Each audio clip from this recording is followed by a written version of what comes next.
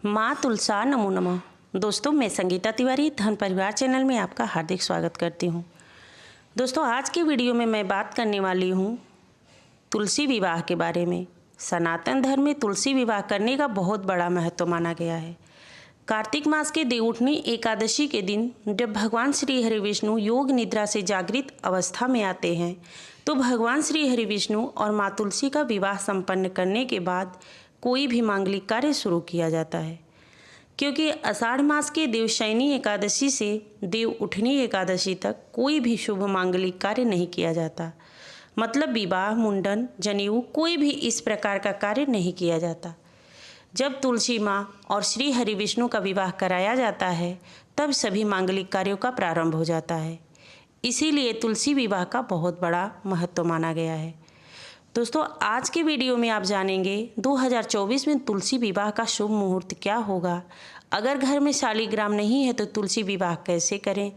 तुलसी विवाह में पूजा में रामा और श्यामा कौन सी तुलसी श्रेष्ठ मानी गई हैं। तुलसी विवाह से संबंधित सभी जानकारी इस वीडियो में मैं शेयर करने वाली हूँ। तो वीडियो बहुत महत्वपूर्ण है, अंत तक देखिएगा। वीडियो पसंद आए तो लाइक्स और कमेंट्स अवश्य करिएगा। दोस्तों, आपके एक लाइक और कमेंट मेरे लिए बहुत महत्वपूर्ण है, तो लाइक तो अवश्य किया कीजिए। अब बात करेंगे तुलसी विवाह के बारे में। तो देखिए, तुलसी विवाह कार्तिक मास के शुक्ल पक्ष की एकादशी तिथि के दिन किया जाता है। तुलसी वृक्ष और शालिग्राम स्वरूप के साथ तुलसी विवाह किया जाता है। दोस्तों, शास्त्रों में ऐसे वर्णन मिलते हैं कि अगर आप एकादशी के दिन किसी कारण तुलसी विवाह नहीं कर पाते, एकादशी से कार्तिक पूर्णिमा तक किसी भी दिन तुलसी विवाह कर सकते हैं।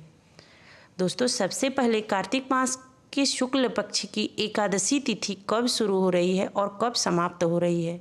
तो देखिए, एकादशी तिथि का प्रारंभ 11 नवंबर शाम 6:46 पर और समापन 12 नवंबर शाम 4:04 पर है। तो सूर्योदय तिथि के अनुसार 12 नवंबर को तुलसी विवाह संपन्न किया जाएगा। प्रदोष काल में, मतलब गोधूली बेला में, 12 नवंबर को गोधूली बेला में तुलसी विवाह का शुभ मुहूर्त रहेगा। वैसे एकादशी तिथि के सुबह द्वादशी में पारण किया जाता है। तो पारण का शुभ मुहूर्त रहेगा सुबह 13 नवंबर को सुबह 6 से 8:45 तक।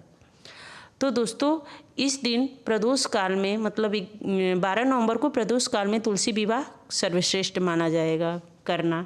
शाम 4:30 बजे से शाम 7 बजे तक प्रदोष काल होता है, तो उस बीच तुलसी माता का विवाह आप कर सकते हैं। उस दिन प्रदोष काल के पहले, जैसे 4 बजे के पहले स्वच्छ जल से स्नान करिए, गंगा मिश्रित जल से, और स्वच्छ वस्त्र धारण कर लें। दोस्तों, तुलसी विवाह बिल्कुल उसी प्रकार से किया जाता है जैसे किसी साधारण कन्या का किया जाता है। क्योंकि यह विवाह किसी ब्राह्मण के द्वारा संपन्न कराया जाता है तो अधिक पुण्य फल प्राप्त होता है। ब्राह्मण अपने घर से शालिग्राम लेके आते हैं, तुलसी अपने घर की होती हैं। तो इस प्रकार से विधि विधान से तुलसी विवाह किया जाता है। जो भी क्षमता होती है ब्राह्मण को दान दिया जाता है। ऐसी मान्यता है कि इस प्रकार से तुलसी विवाह करने से कन्यादान का फल प्राप्त होता है। दोस्तों, जिनको कन्या नहीं है वो अगर कन्यादान का फल पाना चाहता है तो प्रत्येक वर्ष देवउठनी एकादशी को तुलसी संग शालिग्राम के साथ विवाह करें, तो हजारों कन्याओं के फल प्राप्त होते हैं कन्यादान का। दोस्तों, जिस स्थान पे तुलसी विवाह करना है उसे आप अच्छे से साफ सफाई से उसको, मतलब स्वच्छ साफ कर लें अच्छे से, और वहाँ पे तुलसी और शालिग्राम का प्रतिमा एक, मतलब चौकी लगा के उस पे विराजित कर दें। मंडप बना लें, खूब साफ सफाई, चुंदरी और खूब तंबू से सजा दें उसको चदवा लगा के, और शालिग्राम का जो विग्रह है वहाँ स्थापित कर लें। तुलसी और शालिग्राम को दुल्हा दुल्हन बना के वस्त्र, फूल आदि सजा के विवाह करने पर बहुत अधिक पुण्य फल की प्राप्ति होती है। ऐसी मान्यता है कि तुलसी माँ का विवाह जो भी भक्त कराता है या फिर करता है उनकी समस्त मनोकामनाएं पूर्ण होती है। दोस्तों, अगर दाम्पत्य जीवन में परेशानी है आपकी तो तुलसी वृक्ष का सदैव पूजा करें और प्रत्येक वर्ष तुलसी माँ का विवाह संपन्न कराएं। कोई ज़रूरी नहीं है कि आप ब्राह्मण बुला के ही करवाएं, आप स्वयं भी कर सकते हैं। अगर ब्राह्मण नहीं आ सकते, आपके घर में कोई परेशानी है, तो आप स्वयं भी कर सकते हैं। अपनी श्रद्धा के अनुसार मांगलिक गाने बजाने के साथ माता तुलसी और श्री हरि विष्णु का प्रतिमा रख के आप तुलसी विवाह कर सकते हैं। हाँ, एक चीज़ है कि माता जी को श्रृंगार की समस्त सामग्री, सिंदूर, बिंदी, चूड़ी सब अर्पित करें। सिंदूर और वस्त्र, फल, सब चीज़ माता जी को अर्पित करें और उसी द्वादशी तिथि में दान करके अन्न, वस्त्र, फल सबका किसी कुशल ब्राह्मण को, जो योग्य ब्राह्मण हो, उसको दान करें। उसके बाद पारण करें। दोस्तों, शुभ मुहूर्त में सिंदूर का माता तुलसी को सिंदूर दान करें। बाद में किसी ब्राह्मण को दान दक्षिणा देके तब भोजन ग्रहण करें। दोस्तों, अगर आपके घर में मांगलिक कार्य रुके हैं कई वर्षों से, बच्चों का शादी रुकी है या कोई भी शुभ कार्य रुके हों, फिर घर में वास्तु दोष हो, तो प्रत्येक वर्ष तुलसी विवाह अवश्य करना चाहिए। दोस्तों, अगर किसी कन्या के विवाह में बहुत अधिक विलंब आ रही हो तो उन्हें तुलसी विवाह में शामिल होना चाहिए।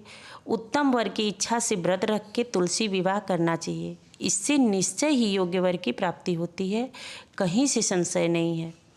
दोस्तों, बहुत लोगों का प्रश्न है कि कौन सी तुलसी का विवाह श्रेष्ठ होता है, श्यामा की रामा। तो देखिए, तुलसी का रंग अलग है। आप किसी भी तुलसी की पूजा करें, विवाह करें, दोनों श्रेष्ठ है। रामा का रंग थोड़ा हरा होता है और श्यामा तुलसी का रंग थोड़ा सा काला होता है। तुलसी में कोई भेद नहीं है, सिर्फ नाम अलग है। दोनों देवी हैं। आपके पास जो भी तुलसी वृक्ष है, आप उन्हीं का विवाह संपन्न करें। दोस्तों, अगर आपके पास तुलसी है तो उन्हीं का विवाह करें। कुछ लोगों का प्रश्न है कि दीदी नया तुलसी लाना होता है तुलसी विवाह के लिए, तो ऐसा नहीं है। आपके पास जो पूजा करते हैं उन्हीं तुलसी का विवाह कर ले।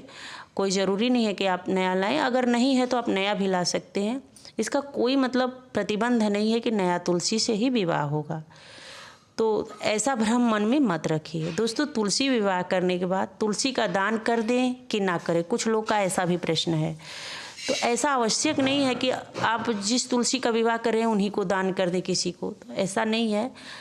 आप दक्षिणा, श्रृंगार की सामग्री, अन्न, फल दान कर सकते हैं सुबह के, मतलब एकादशी के सुबह, लेकिन तुलसी का दान जरूरी नहीं है कि आप उन्हीं तुलसी का करें। वैसे आपके यहाँ अगर नियम है तो आप करें। मेरे यहाँ ऐसा नियम नहीं है, किसी शास्त्र में ऐसा नियम नहीं है कि आप तुलसी विवाह करके तुरंत उनका दान कर दें। हाँ, ये नियम है कि कार्तिक मास में तुलसी वृक्ष लगाने का बहुत फल है और उनका पूजा किया जाता है। तुलसी माता का विवाह के बाद भी आप पूजा कर सकते हैं। कार्तिक मास में तुलसी वृक्ष लगाना और तुलसी का दान करना उत्तम फल की प्राप्ति कराता है। तो आप ऐसे भी तुलसी वृक्ष किसी पवित्र जगह पे लगा सकते हैं। आपके आंगन में तुलसी नहीं है तो आप तुलसी कार्तिक मास में लगा सकते हैं, शुभ और मंगलकारी होता है। आप एक तुलसी मात्र है आपके घर में तो 2-4 तुलसी का पेड़ और पूर्व ईशान कोण में लगा सकते हैं। ये सब होता है, लेकिन तुलसी का पूजा करके उन्हें दान किया जाता है, ऐसा शास्त्र में कहीं विधान नहीं है। आपके यहाँ होता हो तो आप कर सकते हैं। तो तुलसी विवाह की संपूर्ण पूजा विधि अगले वीडियो में मैं शेयर करूँगी। चैनल से जुड़े रहिए। मिलती हूँ अगले वीडियो में, तब तक के लिए जय श्री राधे।